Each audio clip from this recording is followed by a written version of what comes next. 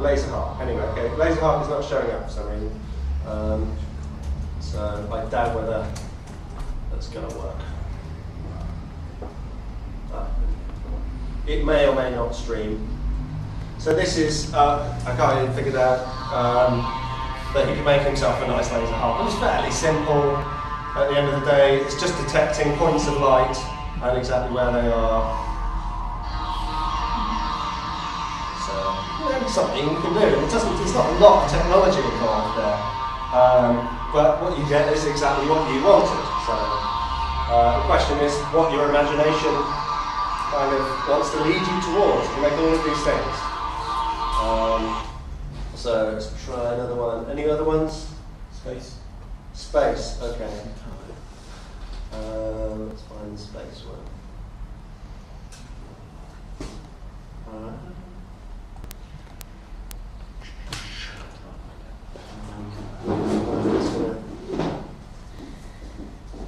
Go on missing. I'll show you this one for the time being because it's quite fun. Yeah. Anyone play Angry Birds? Anyone admit to playing Angry Birds? So many of you probably know what it is. And this is just a nice little project and somebody wanted a tactile Angry Birds system, right? Why not? You can. Oh yes. And it's just a simple relationship between moving the mouse and making the mouse kind of buttons to press. And the best thing of all is the TNT controller. I just think that's fantastic. That's good. Yeah. Good lesson. Again, really simple. Well, I say really simple. Okay.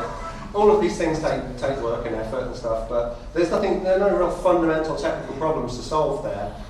It's just a matter of attaching one piece of sensing to another piece of control. Yeah, I don't know where space went to. And last one, any final guesses? Do the 8x8 cube. The 8x8 cube? Yeah. Could do, yeah. It looks fancy. It looks fancy, yeah. I think it's a bit on the...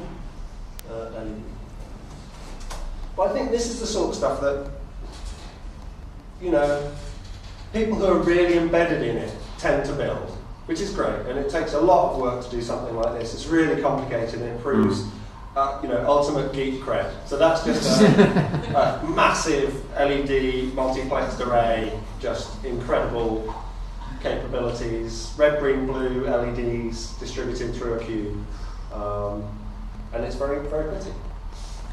But then what do you do with it exactly? I don't know. It's, you know, I kind of prefer the Angry Birds in some ways because it's really kind of practical. You get some benefit anyway. Okay, so other ones. What's the drinking one? Drinking, I can show you that one. Here we go. So this is the inebriator. So you choose your cocktail. And then, you know, it's again a simple controller. Just move the thing along. You've got a stepper motor of some kind, making it move along a certain number of millimeters, and then it stops. You've got a servo probably, or a linear actuator. I guess it's just. What do you think, Aaron? Any idea what it is that's doing the vertical movement? Magic.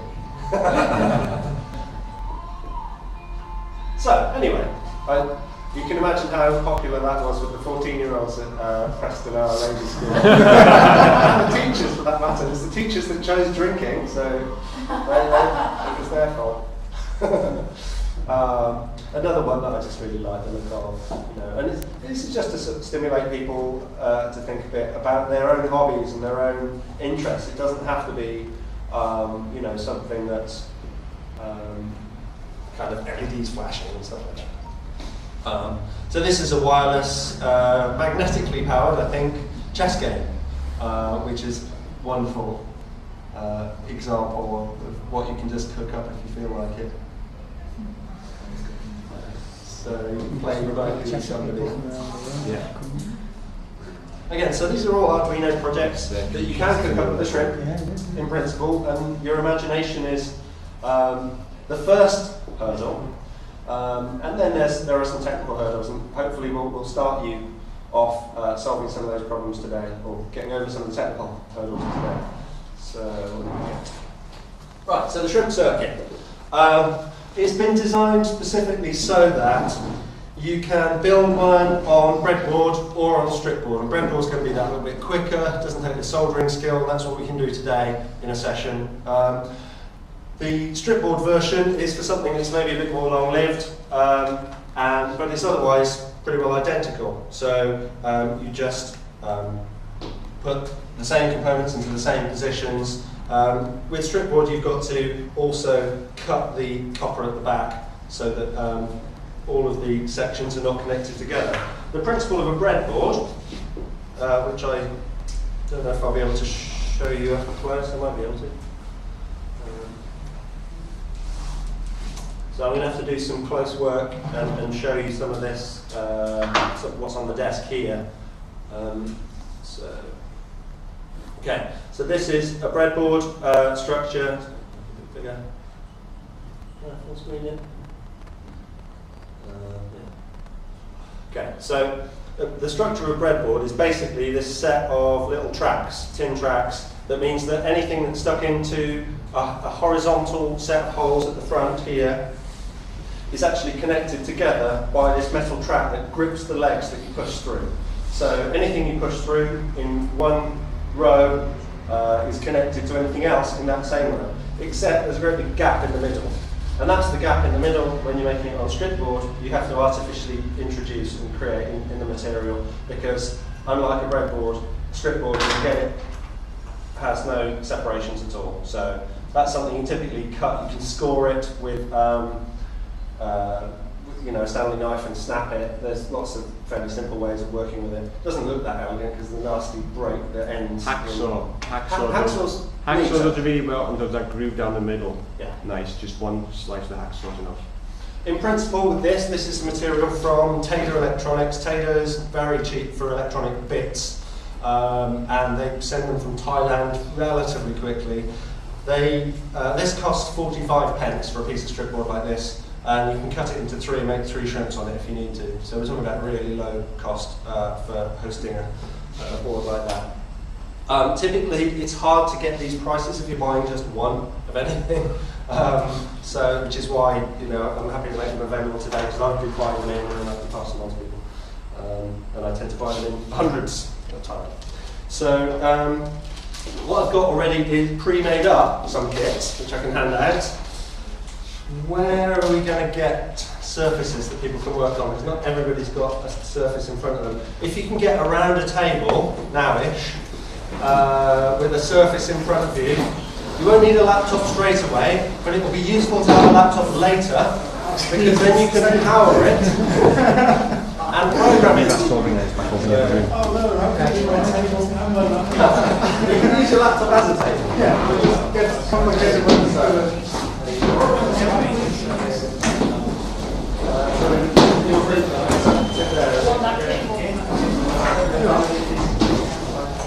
You'll leave that for what time you want me together there? If you want to go together. Oh, you all together? Yeah, 4.5 past, because I think it's open till 5:30. So that'll be an hour should be enough to put this. An hour and a half to put it in the breadboard, and you can show me how to sew it all together properly. All the stuff, can you? To watch what's going on.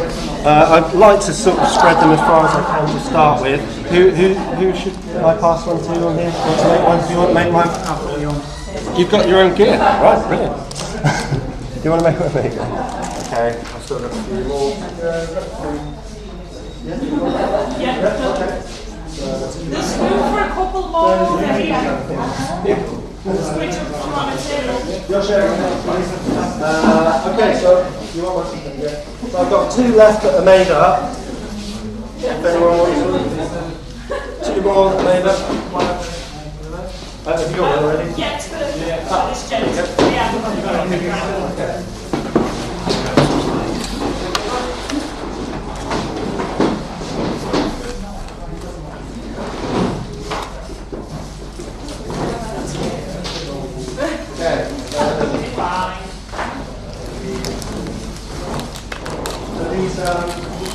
Breadboards are thanks to a very generous benefactor donated us with breadboards you've got around. There you go. But we do need all this stuff back at the end. I'll just have to trust everything.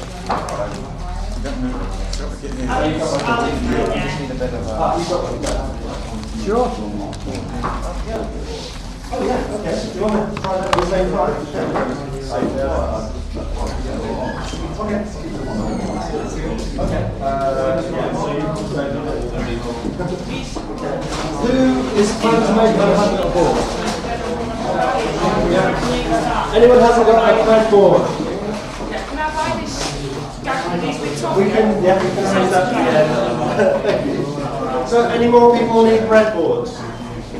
Okay, so for now, I do have more shrimps, but they're in bits. That's the problem. So those are the ones which are made up nicely, okay? So if anybody else really needs a shrimp and can come and grab the bits, then they're very welcome.